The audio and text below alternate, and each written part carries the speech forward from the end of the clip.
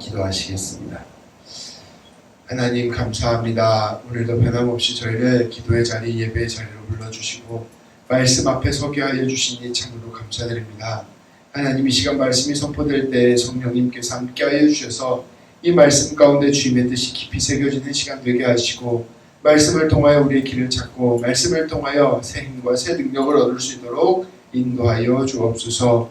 우리 주님 예수님의 이름으로 기도합니다. 아멘. 우리가 계속해서 앞선 말씀에서 나누었듯이 이 데살로니가 교회는 모든 교회들 가운데 모범이 되는 교회였습니다.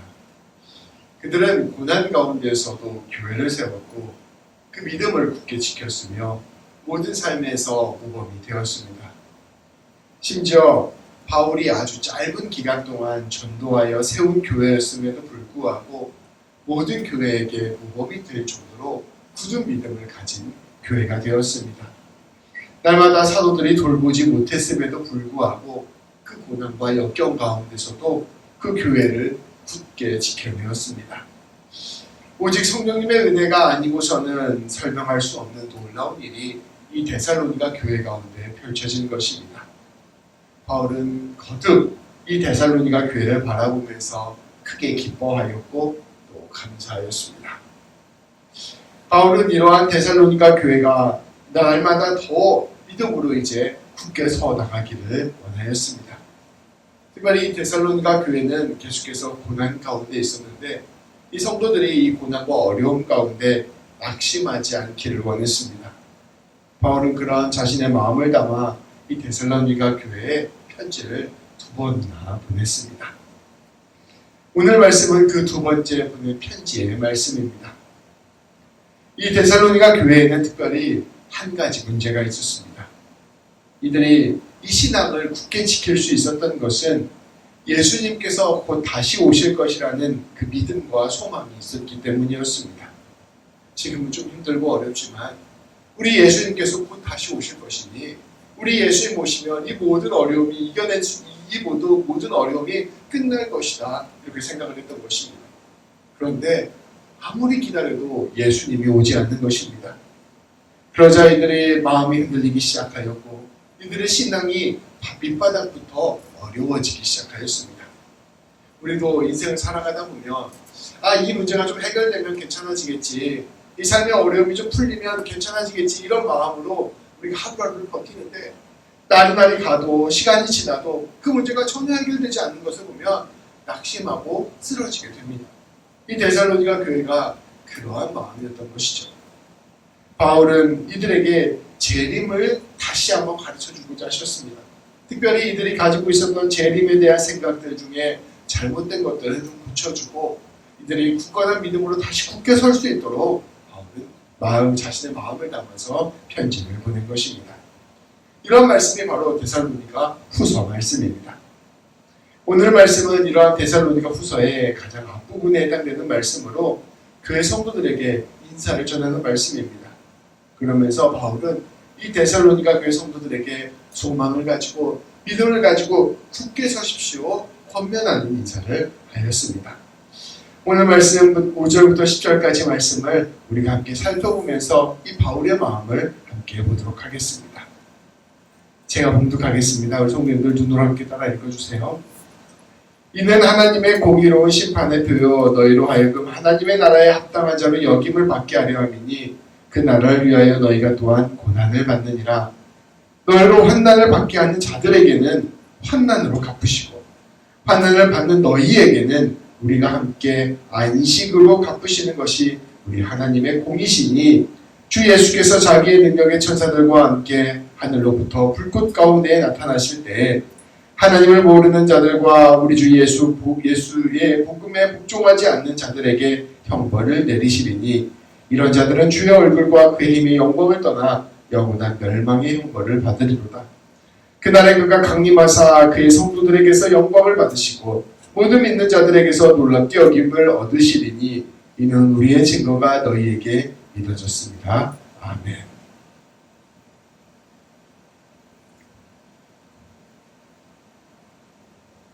바울의 선포를 정리하면 이렇습니다. 바울이 이렇게 얘기하는 거예요. 여러분, 우리 공의로운 하나님은 공평하신 하나님이십니다. 하나님 나라를 위하여 고난을 받는 여러분은 이제 하나님 나라를 차지할 자격을 얻을 것입니다. 여러분에게 환난을 주었던 사람들은 이제 그들이 환난을 당하게 될 것입니다. 그리고 환난을 당하고 있는 여러분, 당한 여러분들은 하나님께서 주시는 안식을 얻을 것입니다. 이 모든 것이 뒤집어지게 될 것이라는 것이에요. 이러한 일들은 예수님께서 천사들과 함께 하늘로부터 불꽃 가운데 강림하실 때에 이루어질 것입니다. 예수님께서 곧 다시 오실 터인데 그때에 이러한 일이 이루어지게 된다는 것입니다. 하나님을 알지 못하는 자들과 우리 주님 예수 그리스도의 복음에 복종하지 않는 자들을 우리 예수님께서는 처벌하실 것입니다. 그들은 주님의 얼굴과 그 권능의 영광을 떠나서 이제 영원한 멸망을 받을 것입니다. 그러나 우리 주님께서 오시는 그날에 당신의 성도들에게는 영광을 받으실 것입니다. 그리고 모든 믿는 사람들에게는 경탄을 받으실 것입니다. 여러분도 우리의 이러한 증언을 믿었으니 그 구원을 얻게 될 것입니다. 이게 방금 말씀드린 게 오늘 말씀을 좀 쉽게 설명한 거예요. 바울은 데살로니가 교회 성도들에게 다시 한번 마지막 때를 선포하였습니다.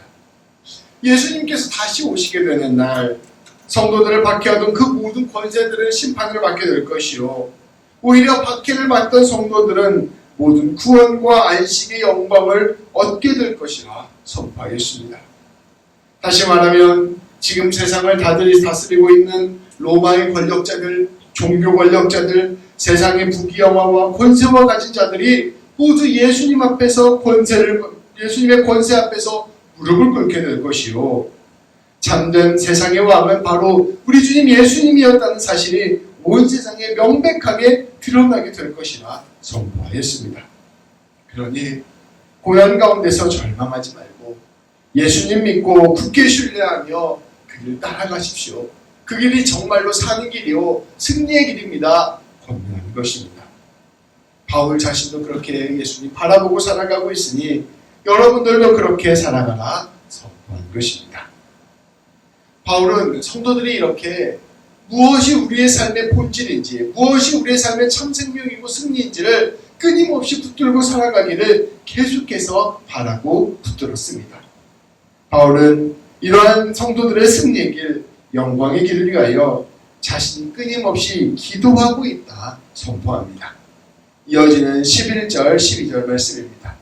11절, 12절 말씀을 우리 성도님들 함께 읽도록 하겠습니다. 시작. 이러므로 우리가 항상 너희를 위하여 기도함은 우리 하나님이 너희를 그 부르심에 합당한 자로 여기시고 모든 선을 기뻐함과 믿음의 역사를 능력으로 이루게 하시고 우리 하나님과 주 예수 그리스도의 은혜대로 우리 주 예수의 이름이 너희 가운데서 영광을 받으시고 너희도 그 안에서 영광을 받게 하려 합니다. 아멘. 바울은 고백합니다. 우리는 여러분을 위하여 항상 기도합니다. 여러분들이 하나님의 부르심을 받은 자로서 그 부르심에 합당한 사람이 되기를 날마다 기도합니다. 여러분이 성령께서 주시는 그 능력으로 마음 안에서는 선을 기뻐하고 삶으로는 믿음의 역사를 이루어내기를 기도합니다. 이를 통해서 우리 하나님과 예수님의 은혜로 여러분들을 통하여 우리 주님의 이름이 영광을 받고 또 여러분도 주님 안에서 영광을 받기를 기도합니다. 바울은 이 데살로니가 교회 성도들이 날마다 하나님의 은혜와 사랑과 능력 안에 거함으로 하나님께서 원하시는 그 믿음과 소망과 사랑으로 그 신앙을 지켜내기를 깊이 간구한 것입니다. 날마다 예수님 찬양하고 날마다 예수님 함께하며 날마다 예수님 닮아가기를 기도하는 것입니다. 고난과 어려움 가운데 낙심하지 말고 포기하지 않고 늘 주님 붙들고 승리하기를 기도하는 것입니다. 오늘 말씀은 우리에게 고난 가운데에서 신앙을 어떻게 지킬 수 있는가를 우리에게 가르쳐줍니다. 이 바울이 데살로니가 교회 성도들에게 권면하고 가르쳐준 말씀을 통해서 오늘 우리는 우리의 삶에 다시 한번 적용해 볼 수 있다는 것입니다. 우리가 데살로니가 교회에서 보았듯 신앙을 갖게 된다고 해서 고난을 피할 수 있는 것이 아닙니다. 예수님 똑바로 안 믿는다고 고난을 당하는 게 아니에요. 오히려 예수님을 똑바로 믿고 예수님께 더욱더 붙들릴수록 고난 당하는 예들도 성경에는 많이 나와 있습니다. 오히려 믿는 그 믿음 때문에 박해를 받게 되기도 하고 오히려 어려운 일을 선택하게 되어 힘든 상황을 견뎌내야 하기도 하며 인내하고 참아야 하는 순간들도 훨씬 더 신앙 때문에 많이 생길 수 있습니다. 하다못해 미용실에 가서 말 조심해야 하는 이게 바로 신앙인의 삶의 모습인 거죠. 말씀은 오히려 그런 어려운 가운데서도 낙심하지 않고 포기하지 않고 믿음의 길을 가야 한다고 선포합니다. 성경 말씀은 우리에게 예수님 믿는다고 어려움이 안 닥친다고 말하지 않아요. 오히려 어려움 가운데서도 예수님을 믿는 믿음을 지키며 뚫고 나아가야 된다고 말씀을 선포하고 있는 것입니다. 그렇다면 어떻게 하면 우리가 그 고난 가운데에서 믿음의 길을 갈 수 있을까요? 오늘 바울의 선포, 오늘 말씀이 우리에게 그 방법을 가르쳐 줍니다. 바울은 고난받고 있는 데살로니가 교회 성도들에게 무엇을 선포하였습니까? 여러분, 예수님 바라봐야 됩니다. 예수님 붙들어야 됩니다. 예수님 신뢰해야 됩니다. 이 예수님을 선포함으로 고난을 이겨가라 말씀하고 있습니다. 오늘 말씀은 우리에게 가르쳐 주기를 우리의 관점을 바꾸어야 된다고 설명해 주고 있는 것입니다. 우리의 마음을 사로잡고 있고 우리의 생각을 이끌고 있는 것이 무엇입니까? 바로 우리의 눈에 보이는 상황과 형편이요, 세상이 돌아가는 세상의 법칙입니다.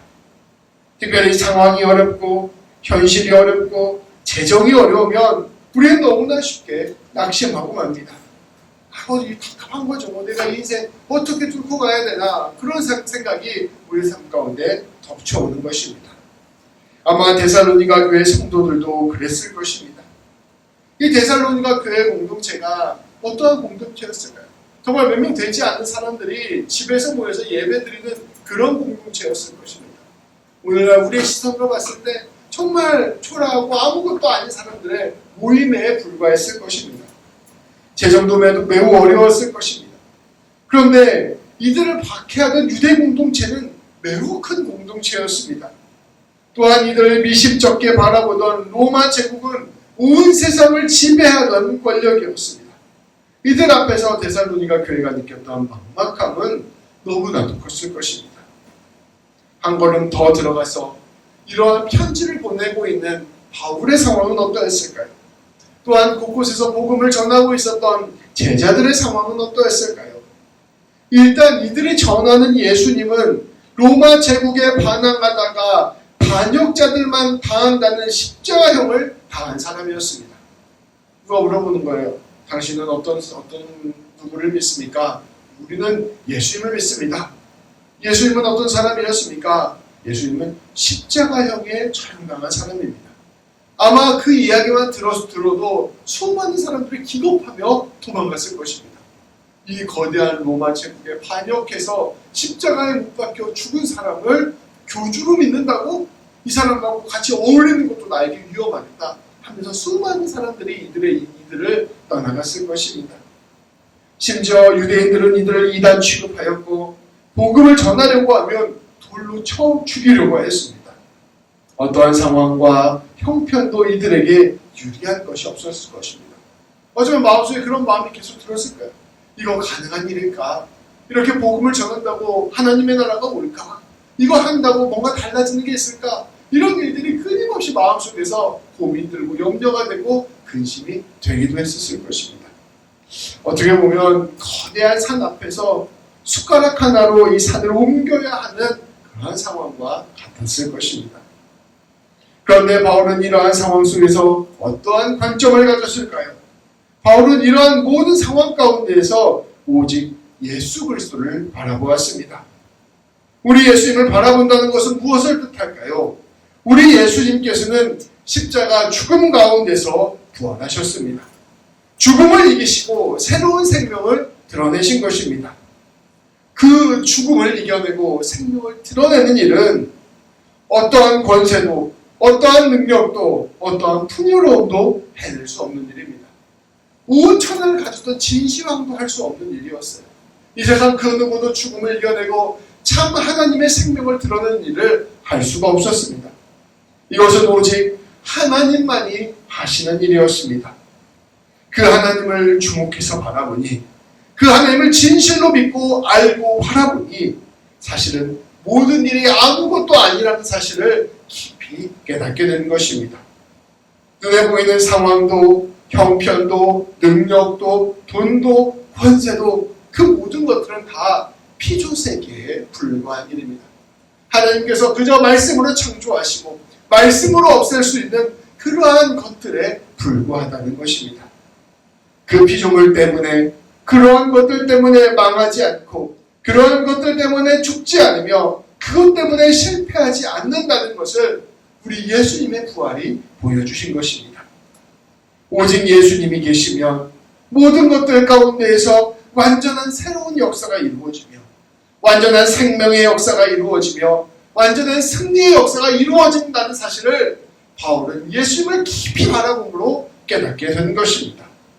그리고 그 살아계신 예수님께서 지금도 온 세상을 주관하고 다스리고 계시며, 그 예수님께서 내 인생 책임져 주고 계시며, 그 예수님께서 다시 오실 때에 모든 것을 계수하고 판단하고 심판하실 것이라는 것을 믿음의 눈으로 관통하여 본 것입니다. 그러한 예수님께 주목하게 되니 모든 염려와 불안을 이겨내고 오늘 주님께서 나에게 원하시는 일에 한 걸음 한 걸음 나아갈 수 있게 된 것입니다. 바울은 예수님을 바라보고 붙들고 살아가는가, 그것만이 가장 중요한 일이라는 사실을 깊이 깨달았습니다. 그것만이 참 영광을 누리는 일이 되었다는 것을 보게 된 것입니다. 성도는 이렇게 예수님께 주목하는 사람입니다.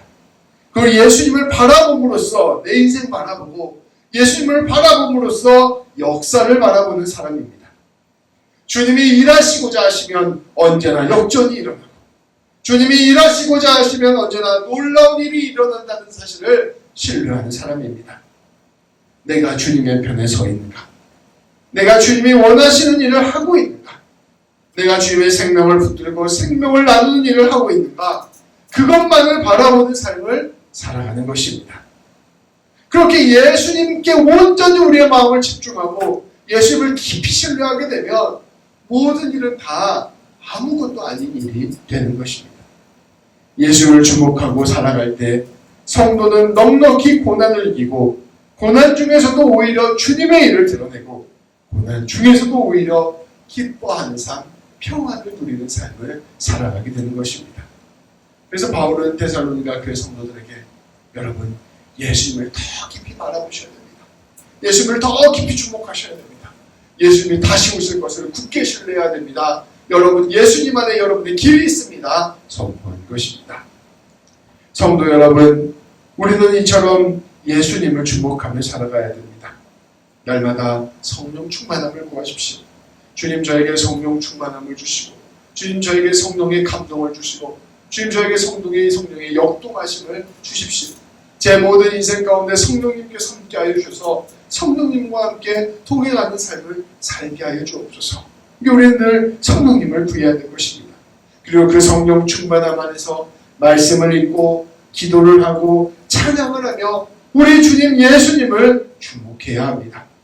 모든 것을 이기신 우리 예수님, 지금도 살아계셔서 우리와 함께 하시는 예수님, 우리에게 힘을 주시고 능력을 주시고 지혜를 주시고 우리를 인도하시고 이끄시고 보호하시는 예수님, 우리의 모든 인생을 계수하시고 판단하시는 예수님, 그 예수님을 말씀으로 묵상하고 기도로 만나며 찬양으로 교제하며 붙들어야 하는 것입니다. 우리가 예수님을 바라보면 바라볼수록 우리는 놀라운 권능으로 굳게 세워질 것입니다. 어떠한 상황 속에서도 예수님을 점점 닮아가게 될 것입니다. 우리 예수님 믿는 사람들은 삶의 결판이 어디에서 나느냐, 예수님을 붙드느냐 아니냐에서 갈린다는 사실을 우리는 꼭 기억해야 됩니다. 예수님을 믿기로 결단했으니 내가 예수님 붙들고 예수님 집중하고 예수님으로 뚫고 나가 이 인생 예수님으로 말미암은 승리를 얻겠다 다짐하는 우리 모든 성도님들 되시기를, 그래야 오늘도 예수님 붙들고 나아가기를 결단하는 우리 모든 성도님들 되시기를 우리 주님의 이름으로 축복합니다. 기도하시겠습니다. 하나님, 오직 예수님을 고백합니다. 우리가 인생의 어려움과 힘든 상황이 펼쳐질 때, 우리의 삶 가운데 염려와 근심이 닥쳐올 때, 하나님 우리의 인생 가운데 우리가 어떻게 살아가야 될지를 알지 못하게 되었을 때, 하나님 그때 우리가 날마다 예수님 바라볼 수 있도록 인도하여 주옵소서. 예수님이 우리의 인생 주관하고 계심을 깊이 신뢰하게 하시고, 예수님이 우리를 위하여 당신의 모든 것을 내어주셨음을 깊이 깨닫게 해주시며, 예수님이 지금도 우리의 모든 삶 가운데 함께 하시고 인도하시고 동행하시고 보호하시고 승리케 하심을 깊이 바라보게 하여 주시고, 오늘도 예수님으로 말미암아 우리의 삶이 복과 은혜가 흘러넘친다는 사실을 온전히 신뢰하며 나아갈 수 있도록 인도하여 주옵소서. 모든 세상을 창조하시고 모든 세상을 주관하시며 모든 세상을 심판하실 우리 예수님, 우리의 삶에 깊이 모시게 하셔서 오늘 말씀처럼 우리가 우리 주님께 영광을 돌리고 우리 안에 주님의 영광이 가득 차게 되는 복된 인생 될 수 있도록 인도하여 주옵소서.